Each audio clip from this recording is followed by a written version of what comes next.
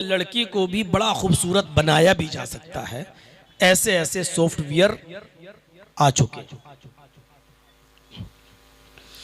अब किसी लड़की ने फोटो भेजा फिल्टर लगाकर, देखने में थी वो काली कलूटी, भले ही कोयले जैसी, लेकिन फिल्टर से जब उसने फोटो को बनाया और आपको भेज दिया, आप धोखे में आ गए। माशाअल्लाह, बड़ी खूबसूरत है हमारी मंगेतर या जिससे हमारा रिश्ता हो रहा है। और जब शादी हुई उससे और वो घर आई आपके, तो आपको एक दिन पता ही नहीं चल सका, मेकअप वेकअप की हुई थी। और जब दूसरे दिन उसने नहाया धोया, मेकअप हटा, तब आपको पता चला कि अरे मेरे साथ तो धोखा हुआ है। फोटो में बड़ी खूबसूरत दिखाई गई और हकीकत यह है इसकी। तो दूर से कोई चीज बड़ी खूबसूरत नजर आती है, लेकिन हकीकत यह है कि जब उसको पास से देखा जाए तो वो बहुत ही ज्यादा कबीह और बदसूरत और खराब होती है। इसी को कहते धोखे में डालना या नजरों का धोखा। कभी आप बंबई जाएं और जुहू चौपाटी घूमने जाएं, तो जुहू चौपाटी आने से पहले, समंदर के आने से पहले 1 या 1.5-2 किलोमीटर की दूरी से आप देखेंगे तो समंदर के इर्द गिर्द भी जो बालू है, जो रेत पड़ी हुई है, वो भी आपको पानी नजर आएगा। दूर से आपको पानी नजर आएगा, समंदर नजर आएगा, लेकिन जब आप उसके करीब जाएंगे, उसके पास पहुंचेंगे, तब पता चलेगा कि ये पानी नहीं है, ये तो रेत है। पानी तो अभी और दूर पे है। दूर से जो चीज पानी नजर आ रही थी आपको, करीब जाकर आपने देखा तो वो बालू थी, रेत। पंखा इधर करो, कीड़े आ रहे हैं भाई, कितना तो 1-2 मुंह में चला गया। बस तो आप अंदाजा लगा सकते हैं कि दूर से कोई चीज बड़ी खूबसूरत नजर आती है, लेकिन करीब से जाने के बाद देखो तो वो चीज बड़ी बदसूरत होती है, कभी होती है। अल्लाह ने यही मिसाल दुनिया की दी है।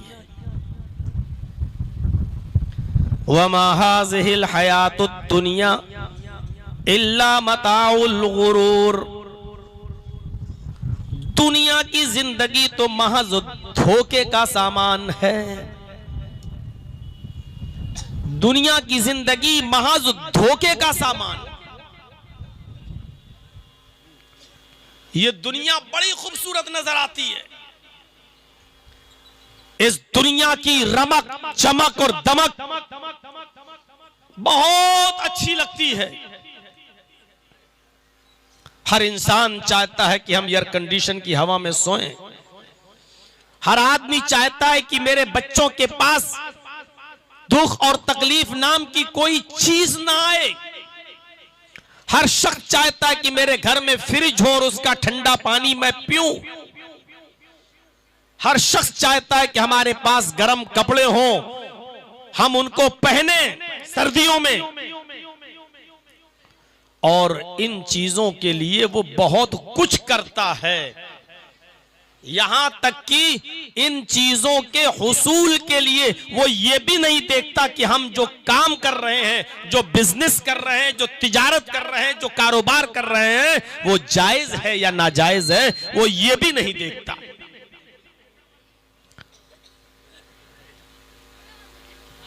अगर अपने पड़ोस में रहने वाले किसी इंसान के बच्चे को देखता है कि उसने MBBS कर लिया है, MS कर लिया है, MD कर लिया है,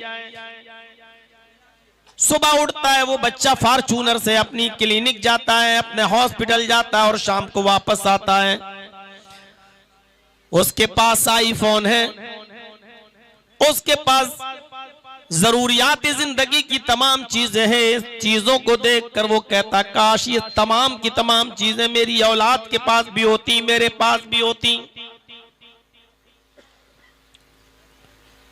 दूर से उसको दूसरे की जिंदगी बहुत अच्छी नजर आ रही है,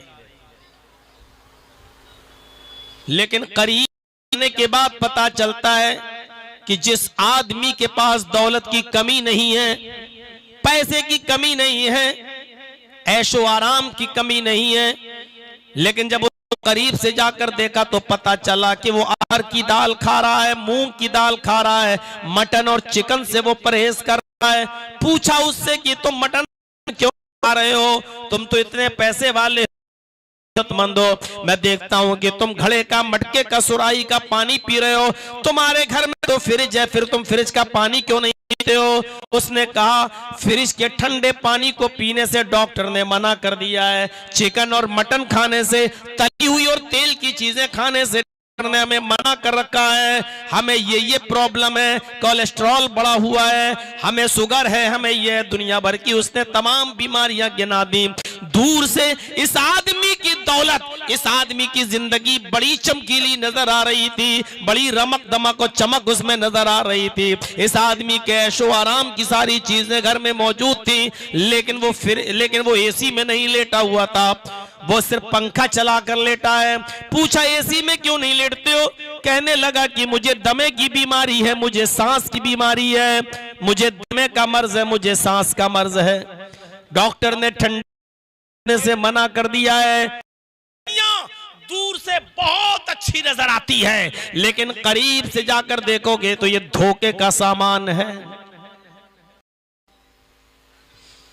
अभी और आयतें पढ़ूंगा, आयतें पढ़ने के बाद फिर हदीसों से साबित करूंगा, और लास्ट में एक दो जबरदस्त मिसाल दूंगा कि मौलाना साहब जब दुनिया को आप इतना बुरा कह रहे हो तो अल्लाह ने दुनिया में पैदा ही क्यों किया? ये सवालात उठते हैं हमारे जहन में। दुनिया हमारी जिंदगी के गुजारने के लिए जरूरी तो है, लेकिन उसको जरूरत के तहत इस्तेमाल तो कर सकते हो आप, लेकिन उससे दिल नहीं लगा सकते हो। इतना ही इस्तेमाल करो इस दुनिया को जितनी जरूरत हो। अगर इस दुनिया को आपने अपने सर के ऊपर उठा लिया तो हलाक हो जाओगे, बर्बाद हो जाओगे, डूब जाओगे, मर जाओगे। मिसालें देता हूं, अभी थोड़ा सा सब्र कीजिए। तो समझ लिया, दुनिया दूर से बहुत खूबसूरत नजर आती है, लेकिन करीब से देखो तो बहुत घटिया नजर आती है। आइए एक दूसरी मिसाल से मैं आपको समझाऊं। कुरान करीम में अल्लाह रब्बुल आलमीन ने फरमाया, या अय्युहन नास इन्न वअदल्लाहि हक़ फला तगुर्रन्नकुमुल हयातुद दुनिया वला यगुर्रन्नकुम बिल्लाहिल गरूर। यहां अल्लाह तबारक व तआला ने दुनिया की मिसाल कैसे दी है? आए लोगों, अल्लाह का वादा बरहक है। भाई दुनिया जो तुम देख रहे हो ये खत्म हो जाएगी, उसका ये वादा बरहक है। या अय्युहन नास इन्ना वअदल्लाहि हक़्क़ुन। आए लोगों, आए सारी दुनिया के इंसानों, अल्लाह का वादा बरहक है, अल्लाह का वादा सच्चा है। फला तगुर्रन्नकुमुल हयातुद दुनिया, तुम्हें दुनिया की जिंदगी धोखे में न डाल दे। ऐसा ना हो कि दुनिया की जिंदगी कैशो आराम में पड़ जाओ, सोच लो ये तो हमेशा रहने वाली चीज है। नहीं, ऐसा ना हो कि ये धोखे में डाल दे और तुमसे गुनाह करवाए और आखिरत की फिक्र तुम छोड़ दो, ये सोचकर कि ये दुनिया की सारी ऐशो आराम की चीजें कभी खत्म नहीं होंगी और हम इस चीजों से हमेशा मुस्तफीज होते रहेंगे, फायदा उठाते रहेंगे। कहीं ये चीज तुम्हें धोखे में न डाल दे। फला तगुर्रन्नकुमुल हयातुद दुनिया, ये दुनिया की जिंदगी तुम्हें कहीं धोखे में न डाल दे। वला यगुर्रन्नकुम बिल्लाहिल गरूर, और कोई धोखेबाज अल्लाह के सिलसिले में तुम्हें धोखे में न डाल दे। अरे अल्लाह है ही नहीं, अगर अल्लाह होता तो हमें ऐसा करने के लिए मजबूर नहीं करता, ये नहीं करता, वो नहीं करता। कहां है अल्लाह? शराब लोग पीते रहते हैं, जुआ खेलते रहते हैं। अगर अल्लाह है तो तुरंत अजाब क्यों नहीं भेजता है? कहीं अल्लाह के सिलसिले में ये धोखे में न डाल दे। कौन धोखेबाज? यहां गरूर से मुराद शैतान। कहीं तुम्हें धोखा देने वाला धोखाबाज शैतान कहीं अल्लाह के ताल्लुक से तुम्हें धोखे में न डाल दे। पहली चीज, कहीं दुनिया की जिंदगी तुम्हें धोखे में न डाल दे। अल्लाह का वादा बरा कि ये दुनिया मिटेगी, ये दुनिया खत्म होगी, ये दुनिया को एक दिन तबाह होना है, डिस्ट्रॉय होना है, खत्म होना है। कहीं दुनिया की चकाचौंध और दुनिया की ऐशो आराम की जिंदगी कहीं धोखे में न डाल दे कि हम हमेशा रहेंगे इस दुनिया में। नहीं,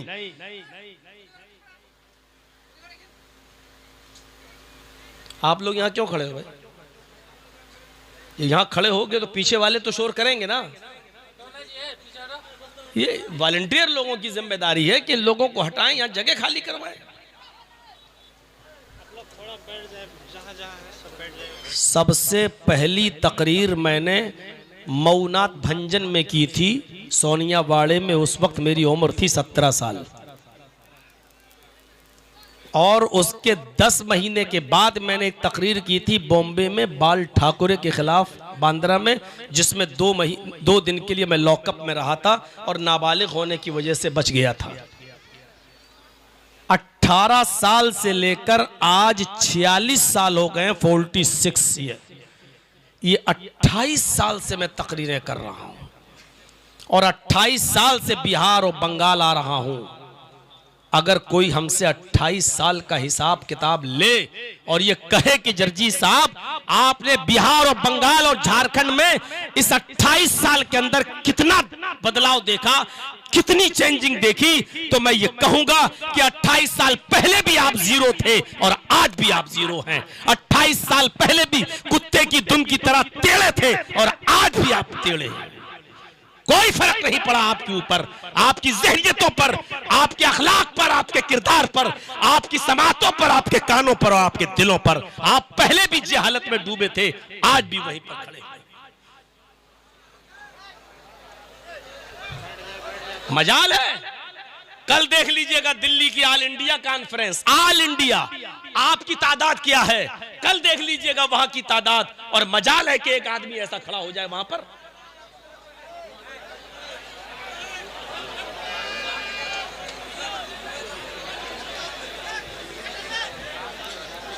सूरत देखिए आप,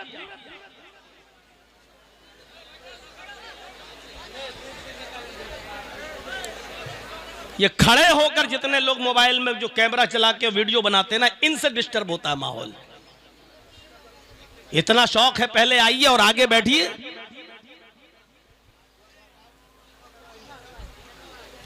तो सुनिए मेरे भाइयों, थोड़ा सा आप लोग तो कम से कम सुनने आए हैं, आप तो सुनिए। इनको तो मैंने कह दिया जो कहना था। घर जाने के बाद ये सोचेंगे कि किसको कुत्ते की दुम कहा था, घर जाके सोचेंगे ये। तो सोचिए, सुनिए मेरे भाइयों। पहली चीज बताई कि दुनिया की जिंदगी धोखे में न डाल दे, और दूसरी चीज बताई कि शैतान अल्लाह के सिलसिले में धोखे में न डाल दे। पता नहीं अल्लाह है कि नहीं है। तो पहली चीज दुनिया को फना होना है, और दूसरी चीज यह है कि अल्लाह की जात बरहक है और अल्लाह का वादा भी बरहक है कि ये दुनिया मिटेगी, ये दुनिया तबाह होगी, ये दुनिया खत्म होगी। तो जो चीज खत्म होने वाली हो उससे दिल नहीं लगाया जाता। जो चीज खत्म होने वाली हो उसको सिर्फ जरूरत के तहत इस्तेमाल किया जाता है, उसके लिए सब कुछ दांव पे नहीं लगाया जाता है। 2 आयतें पढ़ दी, अब सुनिए। कुरान कहता है दुनिया को जरूरत के तहत इस्तेमाल करो। दुनिया में अच्छाइयां भी हैं और दुनिया में बुराइयां भी हैं। अच्छाइयां क्या है कि उसको जरूरत के तहत इस्तेमाल करो। मना नहीं किया, आपके घर फ्रिज नहीं होना चाहिए, हो। मना नहीं है कि आपके घर एयर कंडीशन ना हो, होना चाहिए, ठीक है। लेकिन इन चीजों को आप इस्तेमाल कैसे करो, बगैर दुनिया के हम और आप अधूरे हैं, इसलिए दुनिया की जरूरत तो पड़ेगी, और बगैर दुनिया के हम और आप जिंदा रह भी नहीं सकते हैं। इसीलिए अल्लाह रब्बुल आलमीन ने फरमाया, जब तुम दुनिया में रहते हो तो दुनिया की अच्छाइयां और दुनिया की भलाइयां तलब करो। अल्लाह से दुआ सिखलाई कि तुम ये दुआ मांगते रहा करो, रब्बना आतिना फिद दुनिया हसनतन व फिल आखिरती हसनतन व क़िना अज़ाबन्नार। रब्बना आतिना फिद दुनिया हसनतन व फिल आखिरती हसनतन व क़िना अज़ाबन्नार। आए हमारे रब, तू दुनिया में हमें हसना, खैर और भलाइयां तू हमें अता फरमा। देखिए, ये नहीं कहा दुनिया छोड़ दो, ये नहीं कहा कि बीवी छोड़ो, बच्चे छोड़ो, घर छोड़ो, मकान छोड़ो और जंगल में चले जाओ।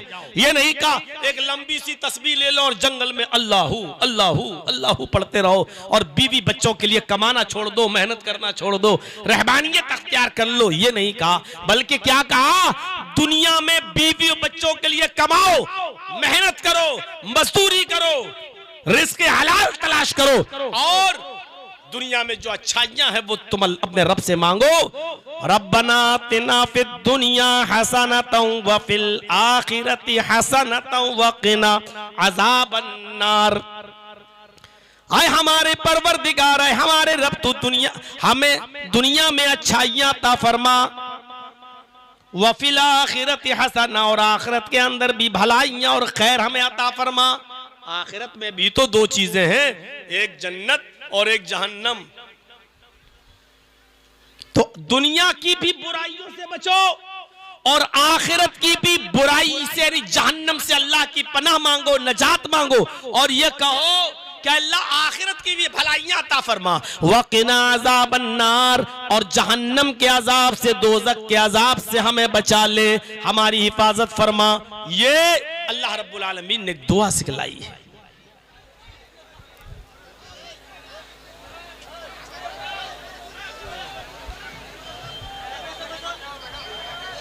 हुआ कुछ लफड़ा,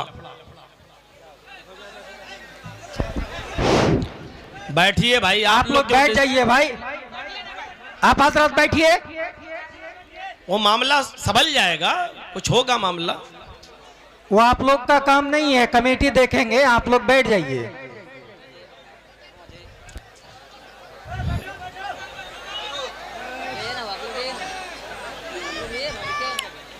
आप लोग थोड़ा सुकून बना लीजिए, इस तरीके से करेंगे तो अभी हमारा भी टाइम हो जाएगा चले जाने का, तो आप कुछ सुन भी नहीं पाएंगे।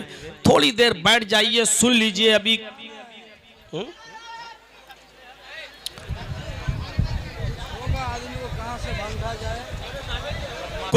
कुछ लोग बदमाशी करने भी आते हैं, आप ये मत सोचिए कि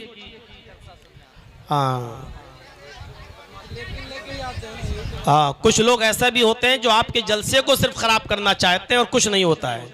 आप बैठिए, खामोश हो जाइए।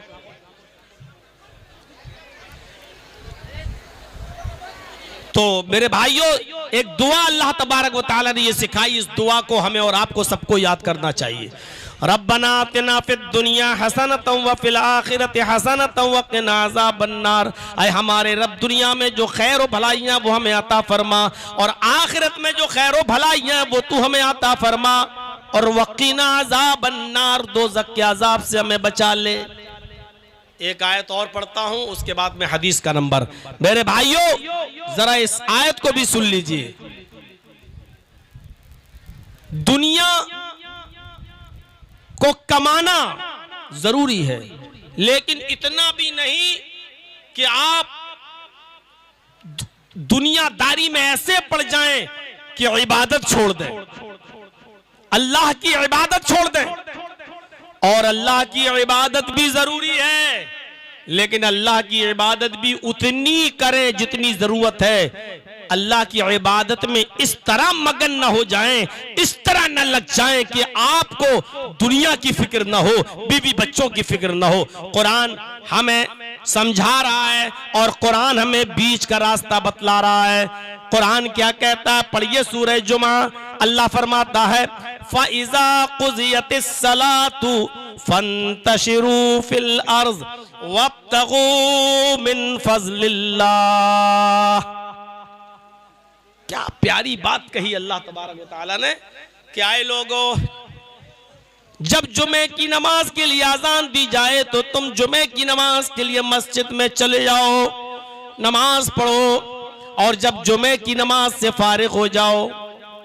जुमे का दिन कितना मुबारक दिन, लेकिन अल्लाह ताला कह रहा है पूरा का पूरा दिन तुम मस्जिद के अंदर सुभान अल्लाह अल्हम्दुलिल्लाह में मत लगाओ, सजदों पे सजदे न करते रहो, नमाजों पे नमाजें मत पढ़ते रहो, हर वक्त तुम उसी के अंदर मगन न रहो। फरमाया फ़इज़ा क़ुज़ियतिस सलातु, जब नमाज जुमा पूरी हो जाए, जब नमाज जुमा अदा कर ली जाए, तो अब मस्जिद में तुम्हें फजूल में बैठना, बेकार में बैठना, बेकार क्यों बैठे हो, अब तुम्हें बैठना नहीं चाहिए। जब नमाज अदा कर ली फंतशिरू फिल अर्ज़, तो तुम जमीन में फैल जाओ, तो तुम जमीन के अंदर फैल जाओ, जमीन के अंदर घूमो फिरो। वब्तगू मिन फ़ज़लिल्लाह, और अल्लाह का रिस्क तलाश करो, अल्लाह की रोजी तलाश करो।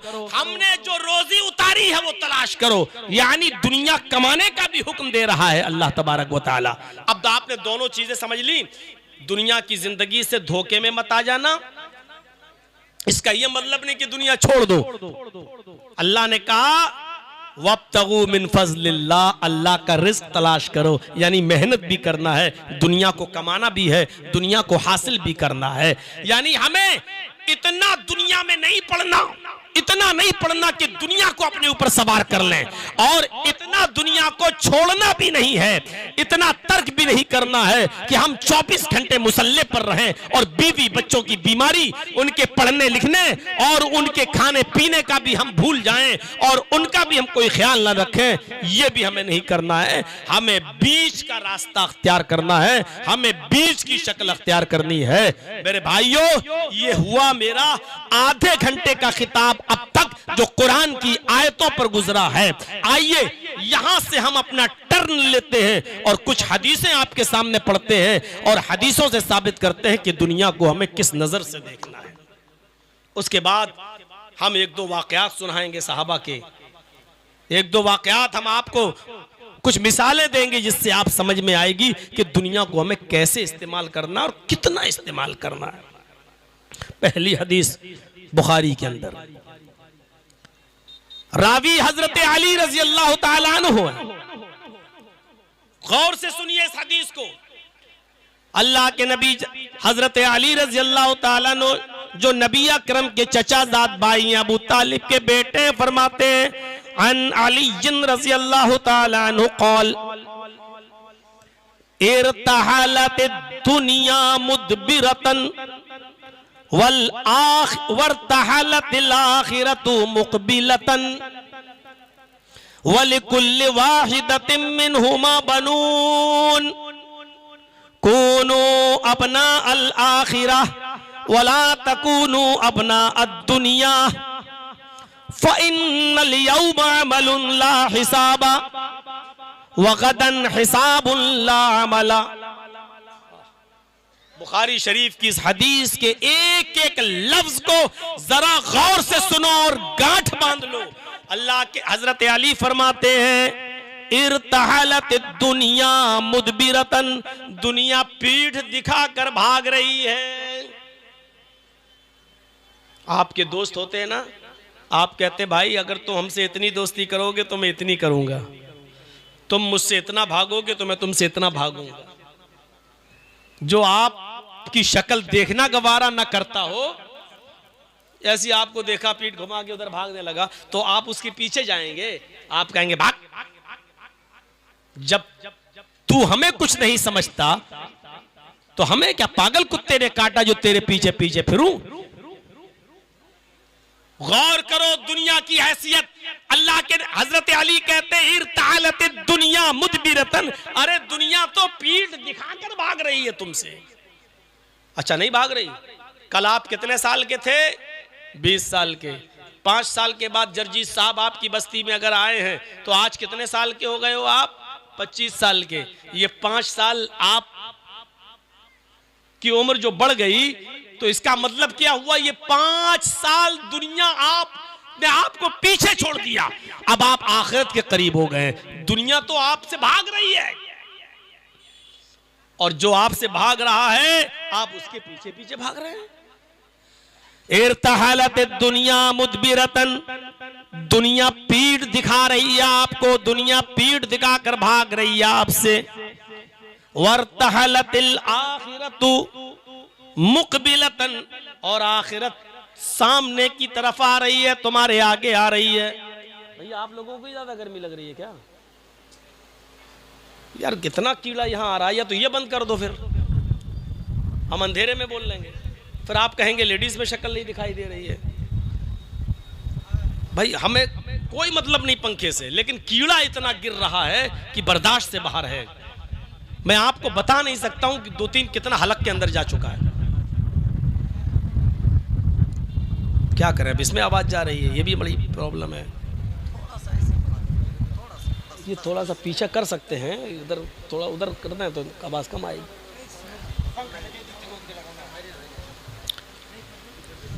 इर्तहालत दुनिया मुदबिरतन, पीठ दिखाकर भाग रही। वर्तहालतिल आखिरत मुकबिलतन, और आखिरत सामने से आ रही है। भाई आप जर्जी साहब 20 साल के थे तब से आ रहे हैं। सबसे पहले तीतवारी में आए थे बिहार में, उस वक्त मेरी उम्र मुश्किल से 20 साल थी। पहली तकरीर तीतवारी में हुई थी। आज 46 साल, मतलब 26 साल का जमाना गुजर गया। मतलब 26 साल दुनिया हमें पीठ दिखाकर भाग चुकी है, आखिरत इतना मेरे करीब आ चुकी है। यानी दुनिया हमसे दूर हो चुकी है और आखिरत हमारे करीब आ चुकी है, ये मतलब है। आगे फरमाते हजरत अली रज़ी अल्लाह ताला अन्हु, बुखारी शरीफ की रिवायत है, दुनिया पीठ दिखाकर भाग रही है और आखिरत तुम्हारे सामने आ रही है। जैसे जैसे तुम दुनिया में दिन गुजारते जा रहे हो, दुनिया पीछा छुड़ा रही है और आखिरत तुम्हारे सामने तुम्हारे करीब आ रही है। वलिकुल्लि वाहिदतिन मिनहुमा बनून, हर एक की औलादें हैं। दुनिया के भी बच्चे हैं और आखिरत के भी बच्चे हैं। दुनिया के भी बेटे हैं, आखिरत के भी बेटे हैं। दुनिया की भी औलाद है और आखिरत की भी औलाद है। क्या मिसाल दी है यार। वलिकुल्लि वाहिदतिन मिनहुमा बनून, इन दोनों में से, दुनिया और आखिरत में से हर एक के बच्चे हैं। दुनिया की भी औलाद है और आखिरत की भी औलाद है। कूनू मिन अबनाइल आखिरा, लोगो आखिरत की औलाद बनो, लोगो आखिरत के बच्चे कहलाओ, आखिरत की औलाद बनो। इसलिए कि आखिरत हमेशा रहेगी और आखिरत में तुम हमेशा जिंदा रहोगे, कभी मरोगे नहीं। तो आखिरत की औलाद बनो। वला तकूनू मिन अबनाइद दुनिया, तुम दुनिया की औलाद में से मत बनो, दुनिया की औलाद मत कहलाओ, दुनियादार मत बनो, आखिरत के मुतलाशी बन जाओ, दुनिया से पीछा छुड़ाओ और आखिरत को अपने करीब लाओ। वलिकुल्लि वाहिदतिन मिनहुमा बनून ला तकूनू मिन अबना कूनू मिन अबनाइल आखिरा, आखिरत के बेटे बनो। वला तकूनू मिन अबनाइद दुनिया, दुनिया की औलाद मत बनो, दुनिया के बेटे मत बनो, दुनिया के बच्चे मत बनो। आखिरत के बेटे कैसे बनोगे? अमल करो। फ़इन्नल यौमा अमलुन ला हिसाब, आए मोहम्मद के चाहने वालों, आए मुसलमानों, क्या फरमाया हजरत अली ने? फ़इन्नल यौमा अमलुन ला हिसाब, आज अमल ही अमल है, कोई पूछताछ करने वाला नहीं है। जितनी नमाज पढ़ना चाहो पढ़ लो, जितने रोजे रखना चाहो रख लो, जितना सदका और खैरात करना चाहो कर लो, जितने अच्छे काम करना चाहो कर लो, जितनी नेकियां कमाना चाहो कमा लो। आज अमल ही अमल है, तुमसे कोई हिसाब किताब करने वाला नहीं होगा, तुमसे कोई पूछताछ करने वाला नहीं होगा। लेकिन अगर दुनिया में तुमने नेक अमल नहीं किए तो याद रखना, वगदन हिसाबुन ला अमला, कल कयामत के दिन हिसाब किताब होगा और वहां अमल करने का मौका नहीं होगा। वहां आप नमाज पढ़ना चाहोगे तो नमाज पढ़ने की मोहलत नहीं मिलेगी, रोजा रखना चाहोगे तो रोजा रखने का मौका नहीं मिलेगा, हज करना चाहोगे तो नहीं, सदका और खैरात करना चाहोगे तो सदका और खैरात करने का मौका नहीं मिलेगा। और दुनिया में नेकियां कर लो इसलिए कि आज अमल है, कोई हिसाब किताब नहीं, लेकिन कल कयामत के दिन हिसाब किताब होगा और अमल करने का कोई मौका नहीं मिलेगा। ये बताई दुनिया की हैसियत। पहली चीज, दुनिया पीछे पीठ दिखा के भाग रही है। दूसरी चीज, आखिरत तुम्हारे सामने आ रही है। तीसरी चीज, दुनिया की भी औलादें हैं, आखिरत की भी औलादें हैं। तुम दुनिया की औलाद मत बनो, आखिरत की औलाद बनो। और जब तुम आखिरत की औलाद बनोगे तो नेक अमल करोगे, इसलिए कि दुनिया में अमल ही अमल करने का मौका है, कोई हिसाब किताब नहीं है। लेकिन कयामत के दिन अल्लाह रब्बुल आलमीन के सामने हाजिर होगे तो वहां हिसाब होगा और तुम्हें अमल करने का कोई मौका नहीं मिलेगा। उस दिन पछताने से कोई फायदा नहीं होगा। कितनी बेहतरीन मिसाल से समझा दिया है, दो चीजों से होशियार भी कर दिया है। दो चीजों से जो दुनिया में सबसे ज्यादा डिस्टर्ब करती है इंसान को। क्या फरमाया? इन्ना दुनिया हुल्वतुन खज़िरतुन, ये मुस्लिम शरीफ की हदीस है। इन्ना दुनिया हुल्वतुन खज़िरतुन व अन्नल्लाह मुस्तखलिफुकुम फीहा फयंजुरु कैफ तअमलून फीहा फत्तकुद दुनिया वत्तकुन निसा फ़इन्न अव्वल फितनतिन फितनतु बनी इसराईल कानत फिन निसाई। क्या बेहतरीन मिसाल से समझाया लोगों। ये दुनिया बहुत ही मीठी है, खज़िरतुन हरी भरी है, यानी आपको देखने में लगेगी मीठी नहीं है, हा? कितनी मीठी दुनिया ही के लिए तो सब कर रहे हो, कितनी अच्छी नजर आती है आपको दुनिया। इन्न दुनिया हुल्वतुन, ये दुनिया मीठी है, खज़िरतुन बड़ी हरी भरी नजर आती है। व अन्नल्लाह मुस्तखलिफुकुम फीहा, और अल्लाह ने तुम्हें इसी दुनिया का खलीफा बनाकर भेजा है। इसी दुनिया के तुम जानशीन बनकर आए हो, खलीफा बनकर आए हो। अल्लाह ने इस दुनिया में तुम्हें जानशीन बनाकर क्यों भेजा? फयंजुरु कैफ तअमलून फीहा, ताकि वो देखे कि इस दुनिया के अंदर तुम अमल कैसा करते हो, किस तरीके का तुम अमल करते हो, अच्छा अमल करते हो या बुरा अमल करते हो। फयंजुरु कैफ तअमलून फीहा, कैसा अमल करते हो तुम इस दुनिया में, अच्छे या बुरे। इसलिए अल्लाह ने तुम्हें इस दुनिया के अंदर खलीफा बनाया, इसलिए अल्लाह ने तुम्हें इस दुनिया के अंदर जानशीन बनाया। आए लोगों, फत्तकुद दुनिया, दुनिया से बचना। अल्लाह के नबी ने खुद कहा कि दुनिया हरी भरी है, मीठी है, लेकिन फिर ये भी कह रहे फत्तकुद दुनिया, इसकी मिठास और इसकी हरियाली से धोखा मत खा जाना। फत्तकुद दुनिया, दुनिया से बचना, दुनिया से एराज करना, दुनिया से मुंह मोड़ना। वत्तकुन निसा, औरतों से भी बचे रहना। दुनिया को, दुनिया में आखिरत के कामों से रोकने वाली और आखिरत से दूर करने वाली सबसे ज्यादा खतरनाक अगर कोई चीज है तो वो औरत है। हमारी माँ बहनें गाली न दें, अल्लाह के रसूल ने औरत को दुनिया का सबसे बेहतरीन मता और सामान भी कहा है जिससे फायदा हासिल किया जाता है। खैरु मताइ दुनिया अल मरातु सालिहा, सबसे बेहतरीन फायदा हासिल करने की चीज और फायदे की चीज नेक बीवी, नेक औरत भी है। औरतों को ये नहीं सोचना चाहिए कि जर्जी साहब औरतों को क्या कह रहे हैं। फत्तकुद दुनिया वत्तकुन निसा, किन औरतों से बचना? फितना परवर औरतों से। फितना परवर औरतें जानते हैं, जलसों में भी आई हैं तो लिपस्टिक लगा लगा के, जलसों में भी आई हैं तो क्रीम और पाउडर लगा लगा के, और जलसों में भी आई हैं तो सुनने नहीं आई हैं, जलेबियां और गुब्बारे बैलून खरीदने आई हैं, मेले में आई हैं, शॉपिंग करने आई हैं, और मर्दों के बीच में घुस घुस कर शॉपिंग कर रही। ऐसी औरतों के सिलसिले में कहा है कि फत्तकुद दुनिया, दुनिया से भी बचना और इन औरतों से भी बचना। क्यों? फ़इन्न अव्वल फितनता बनी इसराईल, फ़इन्न अव्वल फितनतिन, पहला फितना जो बनी इसराइल के अंदर पैदा हुआ था, कानत फिन निसा, वो औरतों के सिलसिले में था। बनी इसराइल तो बड़ी नेक इबादत गुजार कौम, लेकिन उस कौम को बर्बाद अगर किसी ने किया तो वो एक औरत जात थी। बलआम बाऊर का फितना उठा था, मैं उस तरफ जाना नहीं चाहता हूं, जरा लंबा किस्सा हो जाएगा मेरे भाइयों।